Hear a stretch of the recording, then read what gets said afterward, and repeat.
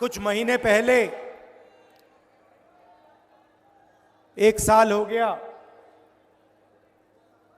मैं कन्याकुमारी से कश्मीर तक 4000 किलोमीटर आपके साथ, देश की जनता के साथ पैदल चला।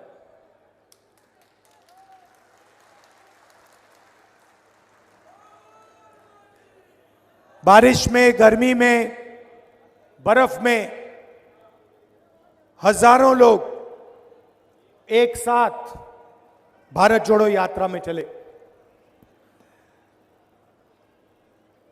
बहुत सारे लोगों से बातचीत हुई, लाखों युवाओं से मिला, किसानों से मिला, मजदूरों से मिला, छोटे व्यापारियों से मिला। और जब भी मैं किसी युवा से मिलता था, मैं उससे दो सवाल पूछता था। क्या पढ़े हो और क्या करने जा रहे हो या क्या कर रहे हो?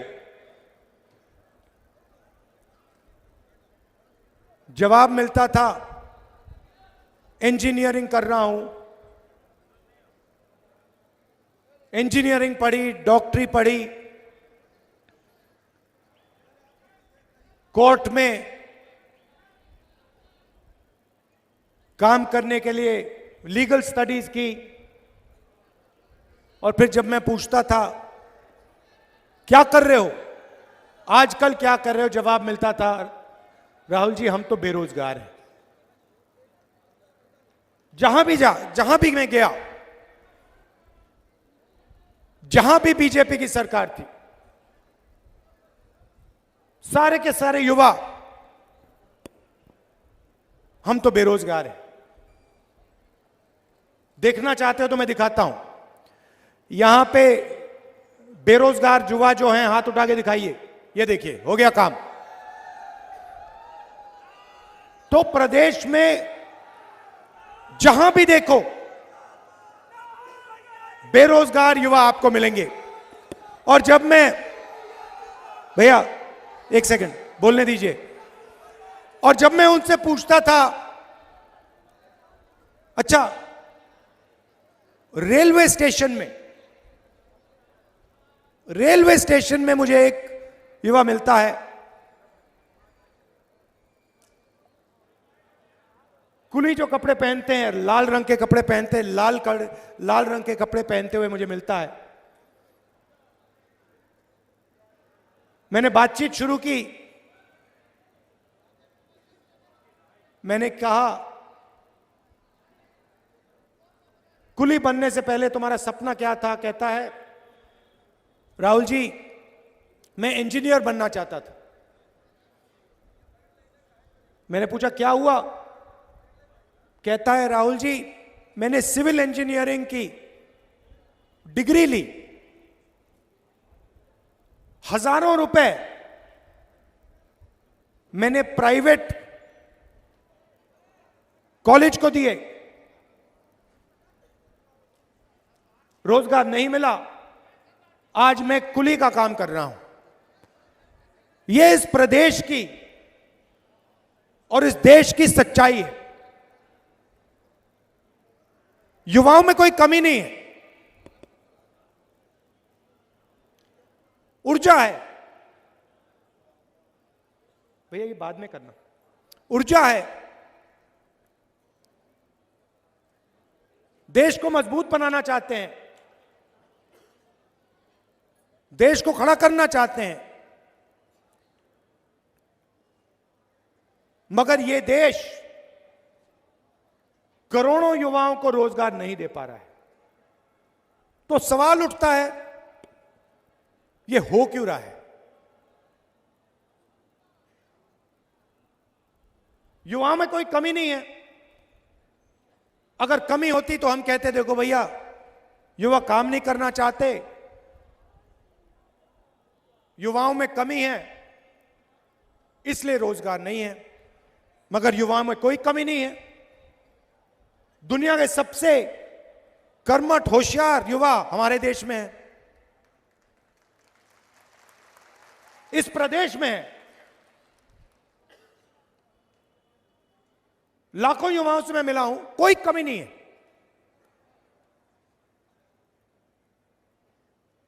बहुत अच्छी समझ है, ऊर्जा है, मगर रोजगार नहीं। तो सवाल है क्यों नहीं? भाइयों और बहनों, रोजगार बड़े उद्योगपति नहीं देते। रोजगार छोटे व्यापारी, जो स्मॉल एंड मीडियम बिजनेस चलाते हैं, जो small scale medium scale manufacturing करते हैं, जो दुकान चलाते हैं, ये लोग रोजगार दिलवाते हैं। ऐसे हिंदुस्तान में पहले लाखों छोटे छोटे यूनिट हुआ करते थे। कोई लोहे का काम करता था, कोई छोटी ऑटो कंपोनेंट्स का काम करता था, मैन्युफैक्चरिंग करता था। छोटे छोटे छोटे छोटे लाखों यूनिट्स थे, ये हमारे युवाओं को रोजगार देते थे। नरेंद्र मोदी जी आए, बीजेपी की सरकारें आई और उन्होंने इन यूनिट्स पर आक्रमण शुरू कर दिया। छोटे व्यापारियों पर, स्मॉल मीडियम बिजनेस पर आक्रमण शुरू कर दिया। कैसे किया? नोटबंदी और जीएसटी। जीएसटी भाइयों और बहनों, ये टैक्स नहीं है। जीएसटी किसानों पर, छोटे व्यापारियों पर, स्मॉल और मीडियम बिजनेस वालों पर आक्रमण है। ये हथियार है जीएसटी। छोटे बिजनेसेस को मारने का, खत्म करने का हथियार है। पहली बार हिंदुस्तान में, पहली बार किसान टैक्स देता है।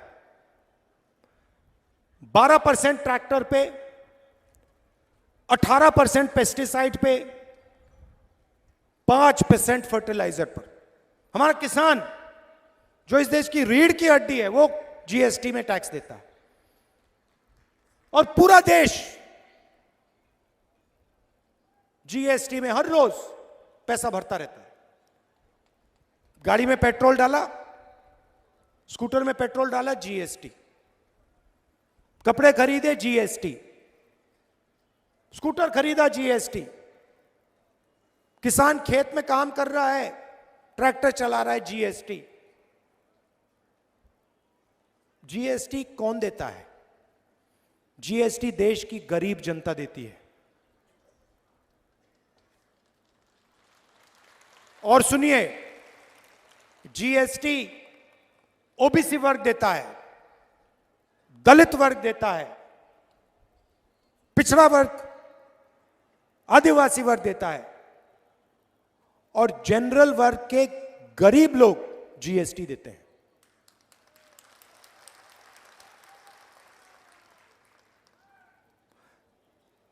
तो बीजेपी की सरकारें क्या करती हैं? आपसे जीएसटी लेती हैं, गरीबों से, और बैंक का पूरा पैसा 3-4 उद्योगपतियों को पकड़ा देती है।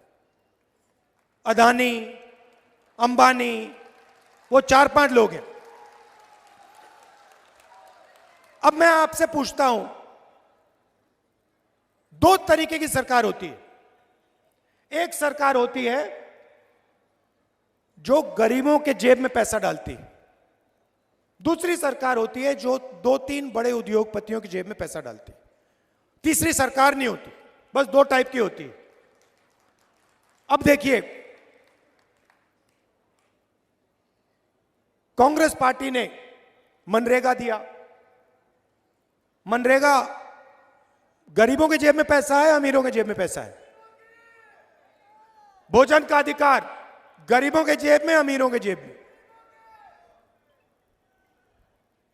नोटबंदी, जीएसटी, काले जो कानून लाए थे नरेंद्र मोदी किसान के खिलाफ, अमीरों के जेब में पैसा, गरीबों के जेब में पैसा। ये फर्क है। तो मध्य प्रदेश में क्या हुआ है? मध्य प्रदेश की जो नींव थी, जो फाउंडेशन था, जैसे किसी भी इमारत में नींव होती है, उस नींव को बीजेपी ने उखाड़ के फेंक दिया है, उठा के फेंक दिया है, खत्म कर दिया। नींव कौन है? नींव किसान है, नींव मजदूर है, नींव बेरोजगार युवा है, छोटे दुकानदार हैं, स्मॉल और मीडियम बिजनेस जो चलाते हैं वो हैं। और इन सबको पिछले 15 साल यहां पे बीजेपी ने खत्म कर दिया है। छोटा सा आपको उदाहरण देना चाहता हूं। पास में छत्तीसगढ़ है। कुछ दिन पहले कैंपेन में मैं 10-15 किसानों से मिला और मैंने एक किसान से सवाल पूछा। मैंने पूछा, भैया एक बात बताओ, आपकी जमीन, उसकी जमीन पास में थी। मैंने कहा, भैया बताओ, ये आपकी जो जमीन है इसका रेट क्या है? मैं हैरान हो गया। किसान मुझे कहता है, राहुल जी मुझे रेट नहीं मालूम। मैंने कहा, भाई तुम्हें रेट नहीं मालूम? तुम्हें रेट क्यों नहीं मालूम? अपनी जमीन की रेट क्यों नहीं मालूम? कहता है, राहुल जी मैं तो इसको कभी बेचूंगा नहीं, मैं बेचना नहीं चाहता जमीन को। अगर मैं बेचना नहीं चाहता तो रेट का क्या मतलब? तो मैंने कहा, बेचना क्यों नहीं चाहते हो? कहता है, राहुल जी मुझे यहां पे धान के लिए 3,200 रुपए प्रति क्विंटल मिलता है। बीजेपी की सरकार थी, डर लगता था, कर्जे में जीता था। रोज मुझे यह नहीं मालूम होता था कि कब आत्महत्या करने की जरूरत पड़ जाए। भाइयों और बहनों, मध्य प्रदेश में 18,000 किसानों ने आत्महत्या की है पिछले 18 साल।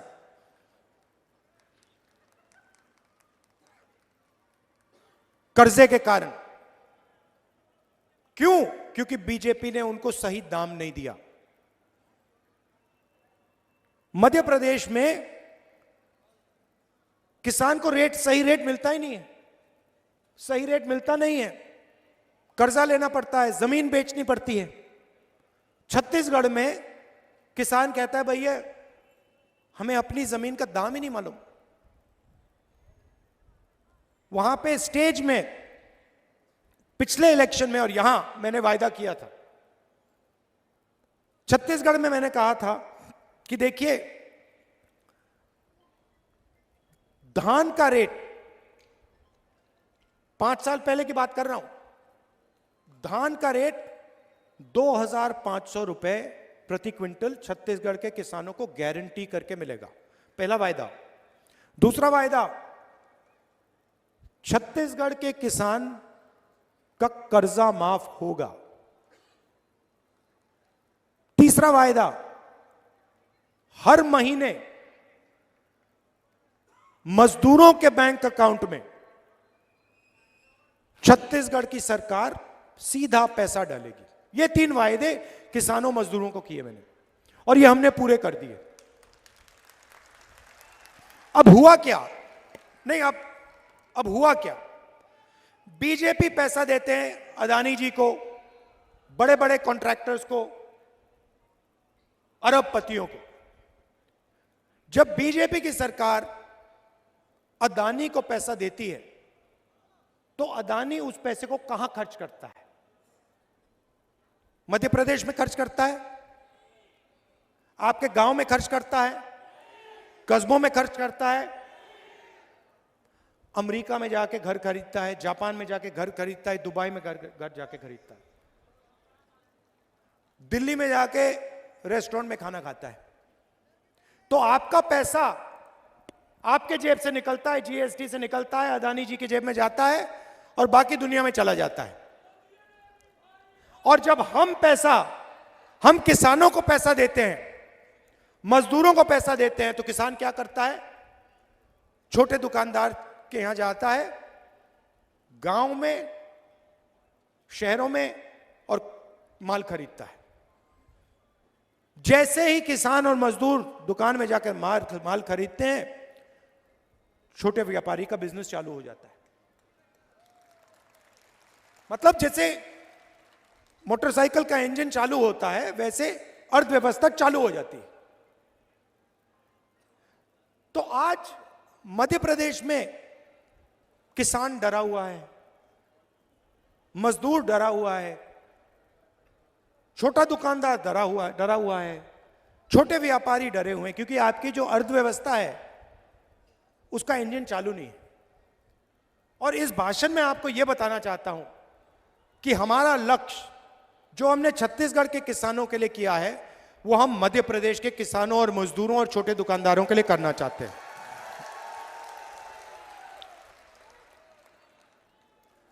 हमने पिछले चुनाव में कर्जा माफी की बात की थी और हमने वो करके दिखा दिया था। और फिर बड़े उद्योगपतियों ने, अरबपतियों ने नरेंद्र मोदी जी और चौहान जी से मिलकर मध्य प्रदेश से आपकी सरकार और हमारी सरकार चोरी की, क्योंकि वो जानते हैं कि मध्य प्रदेश की कांग्रेस की सरकार अदानी जी के लिए काम नहीं करेगी, किसानों के लिए, मजदूरों के लिए, छोटे दुकानदारों के लिए काम करेगी। गैस सिलेंडर का रेट क्या है भैया? 1200। छत्तीसगढ़ में क्या रेट है? यहां पे 1200, वहां पे 500। कितने दिन के लिए देगी भैया? 1 महीना के लिए देगी। उसके बाद हम 5 साल के लिए 500 रुपए का सिलेंडर देंगे, क्योंकि हम जानते हैं जब तक हमने जनता की जेब में पैसा नहीं डाला, जब तक हमने जनता की जेब में पैसा नहीं डाला, तब तक मध्य प्रदेश पैरों पर नहीं खड़ा हो सकता। मैंने छत्तीसगढ़, कर्नाटक के चीफ मिनिस्टर से साफ कह दिया, और मध्य प्रदेश में भी यही कहूंगा, जितना पैसा बीजेपी ने अदानी और बड़े अरबपतियों को दिया है, उतना पैसा कांग्रेस पार्टी की सरकार सबसे गरीब लोगों को देने जा रही है। अब देखिए, मेरे सामने अभी आंकड़ा रखा गया, इससे आप पूरी की पूरी कहानी समझ जाओगे। 2021 में 670 किसानों ने मध्य प्रदेश में आत्महत्या की। 670। जानते हो कितने किसानों ने आत्महत्या छत्तीसगढ़ में की? 70 छत्तीसगढ़ में, 670 मध्य प्रदेश में। तकरीबन 10 गुना ज्यादा किसानों ने मध्य प्रदेश में आत्महत्या की है। क्यों? क्योंकि छत्तीसगढ़ की सरकार किसानों की सरकार है, मजदूरों की सरकार है, और मध्य प्रदेश की सरकार अरबपतियों की सरकार है। अब नरेंद्र मोदी जी भाषण देने आए और मैंने उनका भाषण सुना। भाषण में नरेंद्र मोदी जी कहते हैं, भाइयों और बहनों, कहते थे, भाइयों और बहनों, मैं ओबीसी वर्ग का हूं। जहां भी जाते थे, मैं ओबीसी वर्ग का हूं, मैं ओबीसी वर्ग का हूं, मैं ओबीसी वर्ग का हूं। भैया 2 करोड़ रुपए का सूट पहनते हैं, क्या चाय की बात कर रहे हो? हजारों करोड़ रुपए के हवाई जहाज में जाते हैं, हजारों करोड़ के हवाई जहाज में जाते हैं, 2 करोड़ 3 करोड़ का सूट पहनते हैं। खैर, कहते हैं मैं ओबीसी हूं। हर भाषण में बोल बोलकर प्रधानमंत्री बन गए। भैया एक दिन में नरेंद्र मोदी कम से कम 1-2 सूट तो पहनेंगे।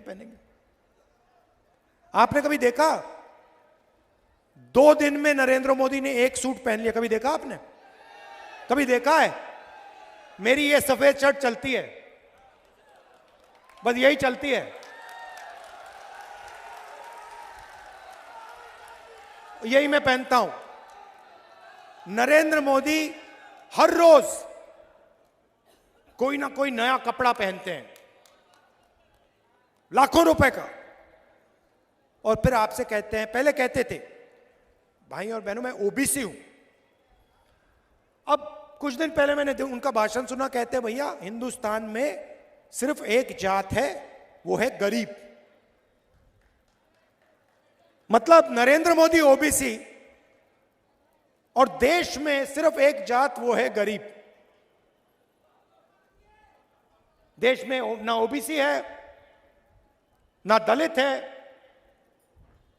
ना आदिवासी है, ना जनरल है, सिर्फ गरीब। ये इनका नया भाषण है। हिंदुस्तान से नरेंद्र मोदी के दिमाग में जात पता है क्यों गायब हो गई?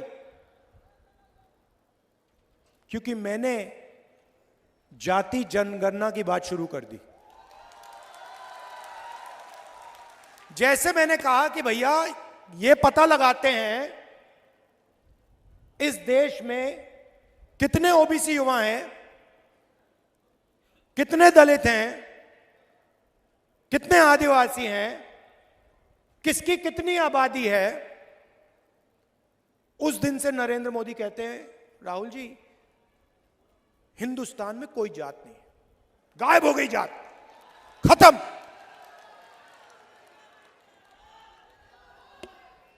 क्यों? क्योंकि वो ओबीसी युवाओं को, दलित युवाओं को, आदिवासी युवाओं को, जनरल युवाओं को देश की सच्चाई नहीं बताना चाहते।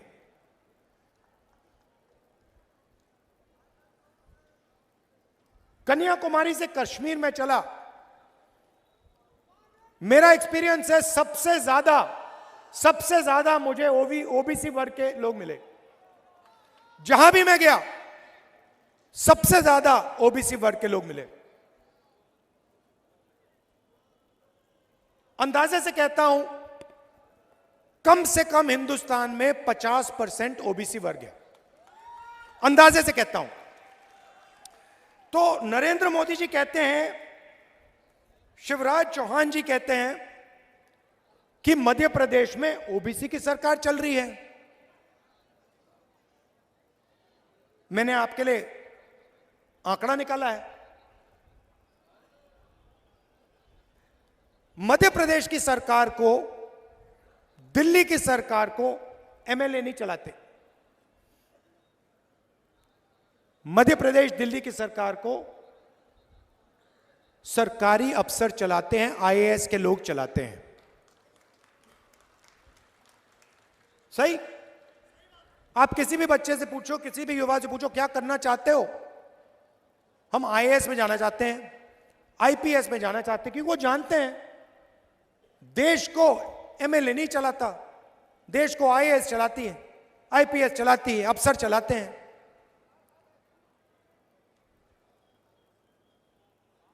तो मैंने सवाल पूछा, मध्य प्रदेश को 53 सेक्रेटरी चलाते हैं, सरकारी अफसर हैं। मध्य प्रदेश का पूरा बजट जो है, इसको ये 53 लोग बांटते हैं। तो मैंने पता लगाया, मध्य प्रदेश में ओबीसी की सरकार है, मैंने सुना है ओबीसी की सरकार है। तो अगर ओबीसी की सरकार है तो 53 ऑफिसर में से ओबीसी होंगे? नहीं होने चाहिए ना भाइयों और बहनों। 53 में से आप जानते हो कितने अफसर हैं ओबीसी वर्ग के मध्य प्रदेश में? जहां नरेंद्र मोदी, शिवराज चौहान जी आपसे झूठ बोलते हैं कि ओबीसी की सरकार चल रही है, आपको मालूम है कितने हैं? 53 में से एक। 53 में से एक अफसर ओबीसी। अच्छा मजे की बात सुनो,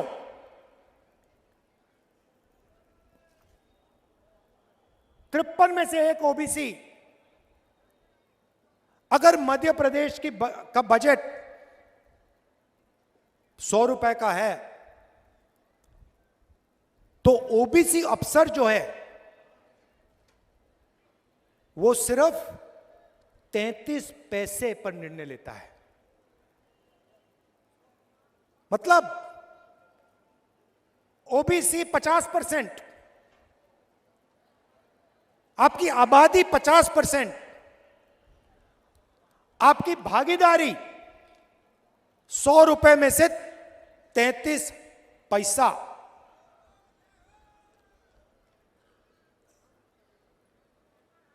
आबादी 50%, भागीदारी 100 रुपए में से 33 पैसा। फिर से सुन लो।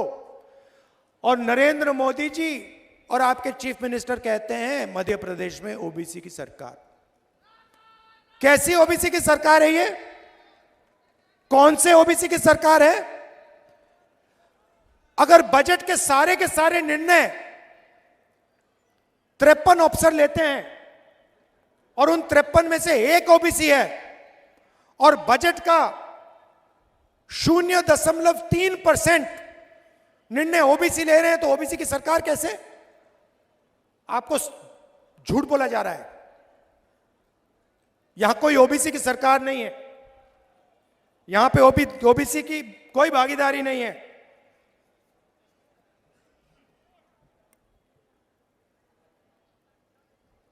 इसीलिए नरेंद्र मोदी जी ने अब कहा है कि हिंदुस्तान में अब सिर्फ एक ही जात है, वो है गरीब। क्योंकि नरेंद्र मोदी आपको सच्चाई नहीं बताना चाहते।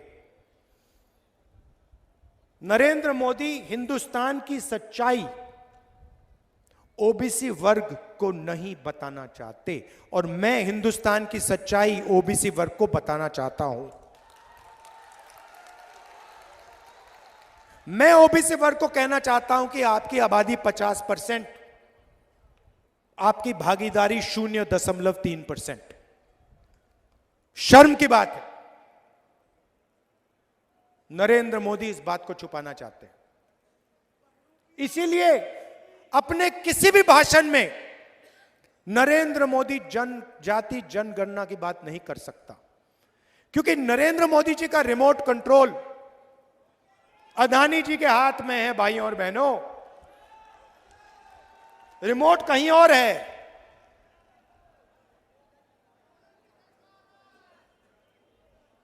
टीवी यहां आपके सामने, रिमोट कहीं और। सच्चाई।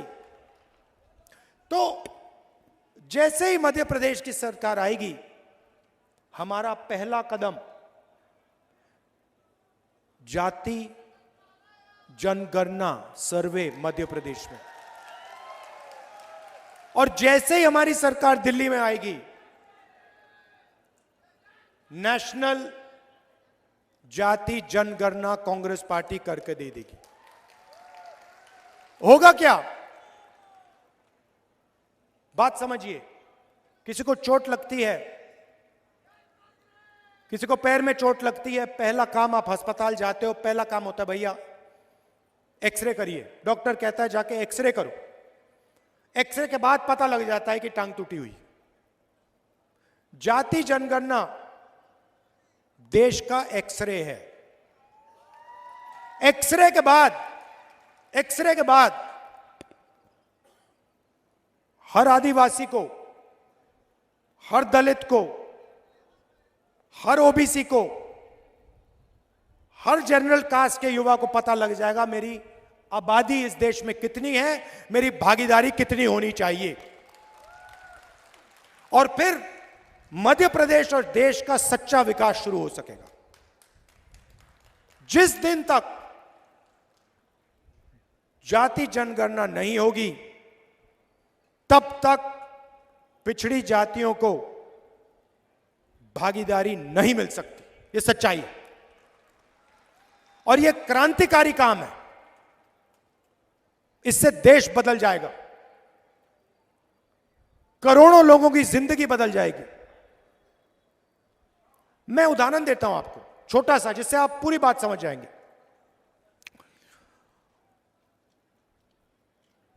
कन्याकुमारी से मैं कश्मीर चला, रास्ते में मुझे हजारों किसान मिले।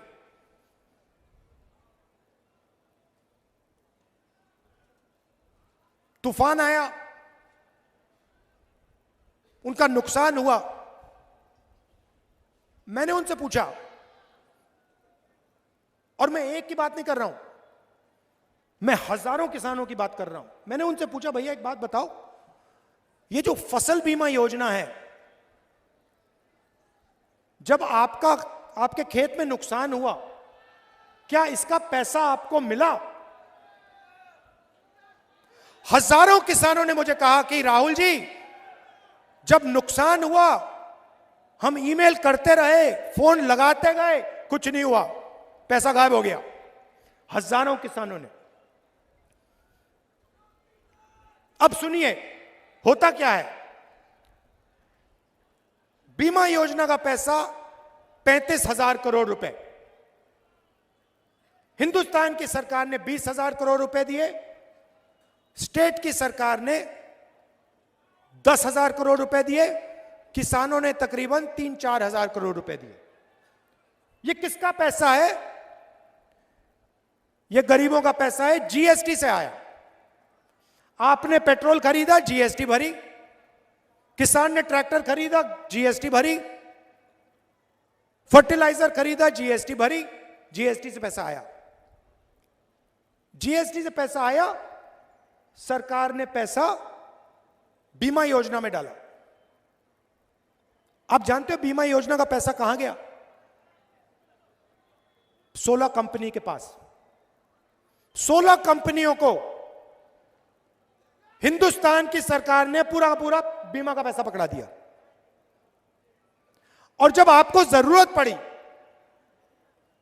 आपका पैसा था, सरकार का पैसा नहीं था, मध्य प्रदेश की जनता का पैसा था, पिछड़ों का पैसा था, दलितों का पैसा था, आदिवासियों का पैसा था।